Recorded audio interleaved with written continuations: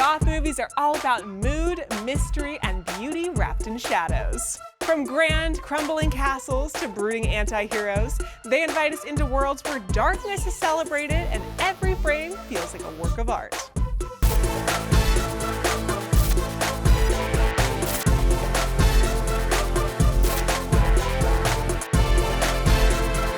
Hi, I'm Elizabeth Stanton, and you're watching PopStar Today. In this episode, we explore the stylish, spooky world where every frame drips with drama, mystery, and unmistakable Gothic flair. It's violent sometimes, and it provokes different reactions. Step back into the afterlife with Beetlejuice Beetlejuice. You don't think that Beetlejuice is gonna come back? And meet the man who made Gothic Hollywood's signature style, Tim Burton. I love watching monster movies, so... But first, let's crack open the coffin lid on why goth movies never lose their eerie magic. Gothic cinema, much like its literary counterpart, thrives on the darker aspects of human existence. It embraces themes of morbidity, romance, and often a fascination with the supernatural or macabre. These films typically feature atmospheric settings, brooding characters, and a hauntingly beautiful aesthetic that sets them apart. One of the most iconic directors associated with goth movies is Tim Burton. Known for his whimsically dark style, Burton's films such as Edward Scissorhands and Beetlejuice blend elements of fantasy and horror with a distinctive visual flair. His characters, often misfits or outsiders, resonate with audiences for their heartfelt struggles against societal norms. I mean, I think a lot of children feel like they're alone or an outsider. I don't think that's I think it's a fairly common feeling. And I think monster movies, the monster was always the outsider. He was always the most emotional character in the movie. I mean, that's why I never saw them as scary movies.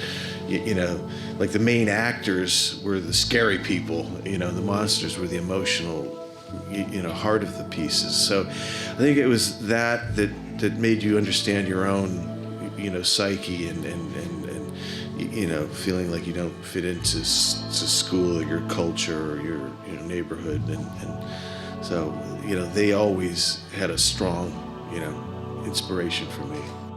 Another notable figure in goth cinema is Guillermo del Toro. His works such as Pan's Labyrinth and Crimson Peak explore themes of innocence corrupted by darkness and the allure of the supernatural. In his Oscar-winning fantasy horror, The Shape of Water, for instance, Del Toro created a love story between a woman and a monster. If you see Pan's Labyrinth or Devil's Backbone or Kronos, and generally in my movies the real monsters are the humans. And the monster is there to sort of serve a different purpose. Even Crimson Peak, the ghosts are there, but they are not the evil entity. The humans are the evil entity. And this is a movie that uses the same device, but because it is sort of a fairy tale for our times. It's a really it takes sort of a very political stance towards fearing or hating the other, or loving it. That's the idea in the movie, that the monster gets the girl. Another example is the Hunger Games franchise, which blends dystopian YA elements with dark, oppressive atmospheres that echo Gothic influences. While less supernatural, these stories still contain a sense of foreboding and a focus on rebellion against societal norms, common to both YA and Gothic stories. The emotional intensity and sense of isolation that characters like Katniss Everdeen feel mirror the internal struggles often depicted in Gothic protagonists. We always talk about that on set. She's very broody. Cheer up, Charlie. But she has a lot. She has a lot going on. I would love to bring some lightness, but the situations in her life just won't allow for it. The appeal of Gothic cinema also lies in its visual and auditory aesthetics. From elaborate costumes to haunting soundtracks, these films create a sensory experience that transports audiences into otherworldly realms. The use of chiaroscuro lighting, Gothic architecture, and atmospheric landscapes enhances the mood and atmosphere, making every frame a work of art. In conclusion, goth movies are defined by their thematic exploration of darkness, their visual and auditory aesthetics, and their ability to resonate with audiences on a profound emotional level, offering a glimpse into the beauty that can be found in the shadows.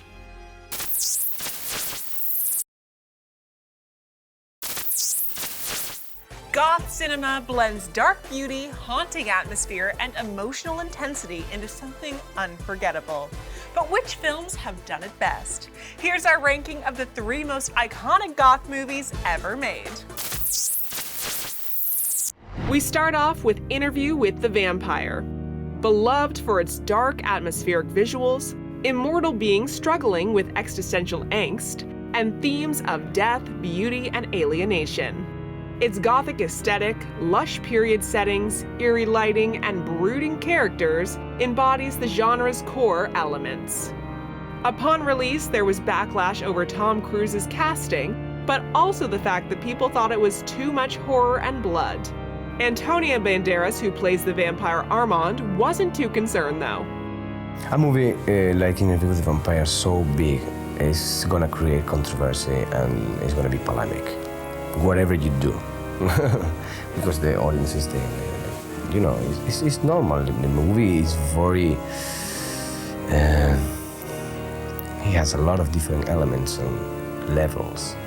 It's funny and it's sexy, and sex always provoke different reactions. And it's violent sometimes, and it provokes different reactions. And it's romantic and epic and many different things all together. It's very intense. Next up is Edward Scissorhands. Due to its dark fairy tale-like atmosphere, blending gothic and suburban settings, this is considered a quintessential goth movie. Tim Burton creates a visual contrast between Edward's eerie castles and the pastel-perfect town, symbolizing the clash between the misunderstood outsider and the conventional society. Edward, a tragic, gentle figure with scissors for hands, embodies themes of alienation, unrequited love, and the pain of not fitting in. Its melancholic tone and hauntingly beautiful visuals make it a goth classic. It's just sort of like the classic fairy tale in kind of a heightened situation, kind of a heightened extreme suburbia. Last but not least, we have The Crow from 1994.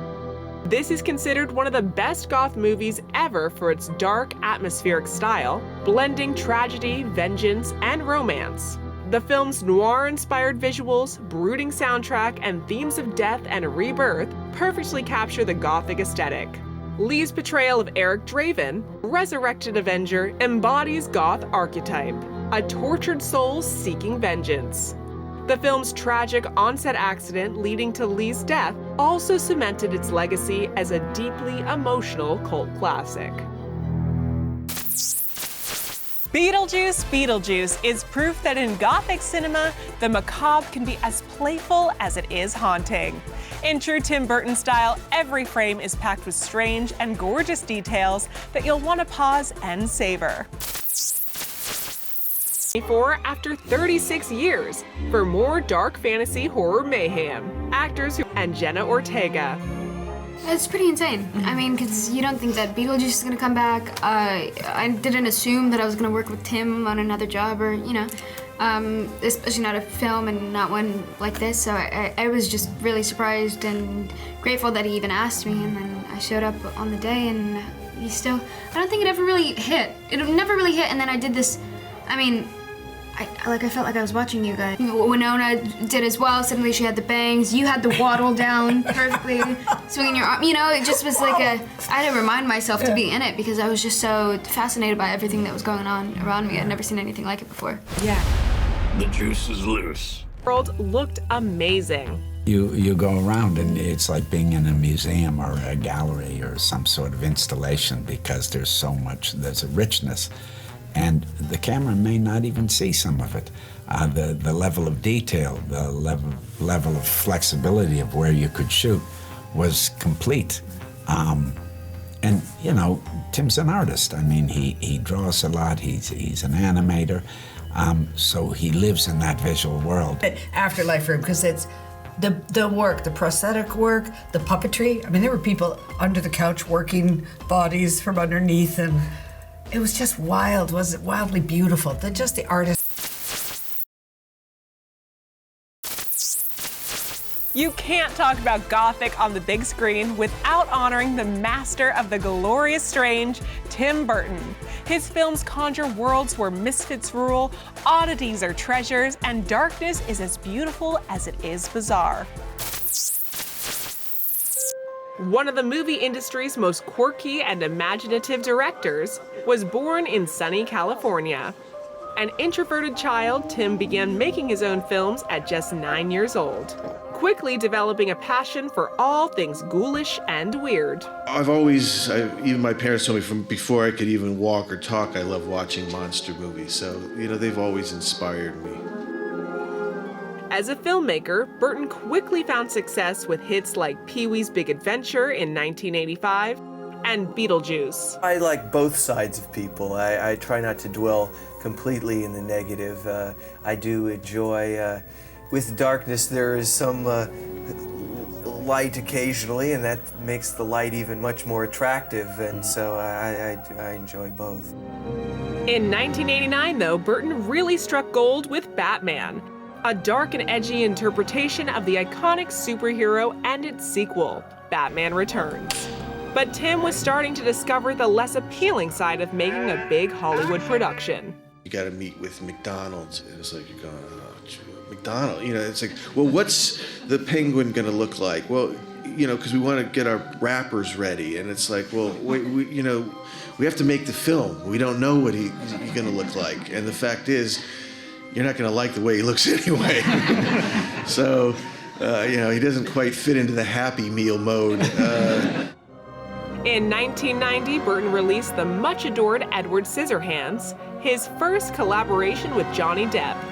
He does something different each time, and I feel like really great working with him because he's really interested in trying to find the right tone, and not everybody can do that, the mixture of sort of heightened reality and humor and drama, to try to mix that together is not everybody can do that. The director has developed a real stable of stars that he likes to work with over and over, such as Depp and his former girlfriend, Helena Bonham Carter. There are times on the set, Tim and I working together, where crew members would come up to me after witnessing a conversation between Tim and I saying, I didn't understand a word you guys were saying, I didn't get a thing, and it's just because that dialogue we have. It's always a surprise to see what on earth Tim was thinking about, and it'll be a bit like Wonderland, because it'll be like, her knocking on the door and seeing through the door, and it's just going to be, that is what was going on in his head all this time. From the very personal story of Big Fish to the musical Sweeney Todd to Disney flicks like Alice in Wonderland and Dumbo, Tim loves to continually mix things up in his career. Each project has had a different challenge, so you never get complacent, or you never, you think you learn something and then it doesn't apply to the next film. So, you try to learn things, and experience does do something for you, but each one is a challenge. In 2024, after 5 years away from the big screen, debuting the long-awaited sequel to one of his first big hits, Beetlejuice Beetlejuice. Past few years, I got a little bit disillusioned with the movie industry, I guess you might say. So I just realized, if I'm going to do anything again, I just want to do it from my heart and something that I want to do. Tim Burton remains a creative force with a thirst for new and interesting ideas. When you can do anything, you kind of lose your mind a little bit. You kind of lose your way. And when you have certain restrictions, that actually can turn into something quite magical. And again, that's the fun of making a movie, is the weird accidents that happen. The things where you don't have the money to do it, and you have to just try to do it in a different way and be much more simple and inventive with it. And I do find that much more artistic and fun and challenging to do. And cut.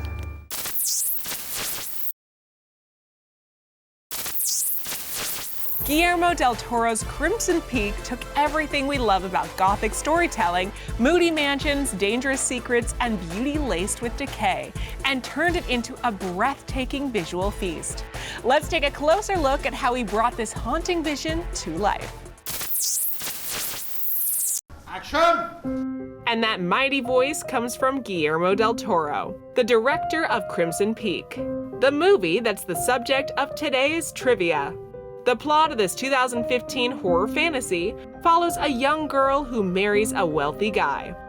Once she moves into his mansion, however, it turns out to be haunted. On top of that, she also has to deal with his psycho sister. This film really is an homage to the Gothic genre, which is hardly ever featured in films anymore. The director did a lot of research during the preparation stages. The Gothic starts in 1780s with a novel called Castle of Otranto, but it's most popular in the 1800s in Victorian England and in Belgium and in Germany, you know, and then Hollywood adapts it in the golden era of cinema with movies like Rebecca, Jane Eyre, Wuthering Heights, big production, and then it eventually decays into B-movie in the 50s and 60s. And I wanted to do a proper spectacle, sort of Gothic, dark, beautiful movie.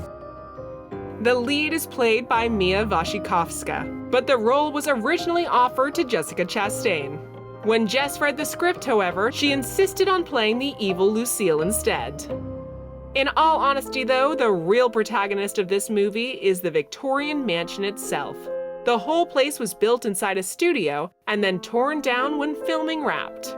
Also, all the props were custom made. They didn't reuse anything from other shoots like they do in most movies.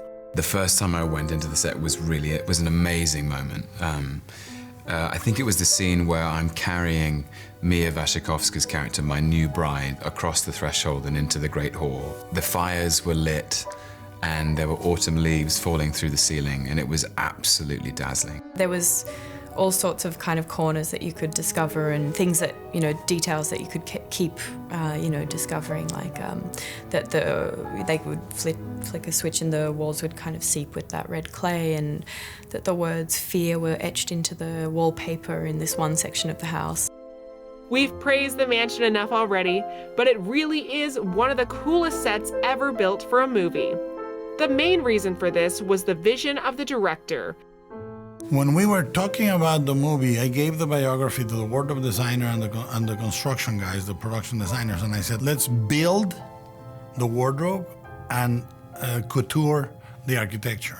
And what we did is we grabbed, for example, details of the house and we put it in the embroidery of the fabric. So Lucille is part of the house. And then when we were building the sets, we measured the actors and we made the corridors match very narrow there, so they could be almost encapsulated by the corridors. In the end, Crimson Peak failed to be truly staggering, and many critics found the plot and characters rather bland. But as it looks absolutely breathtaking and has some very chilling moments in it, it's still worth a watch. And that's it for today. Join us next time when we'll once again check out all the latest on Hollywood's hottest stars. I'm Elizabeth Stanton. See you then.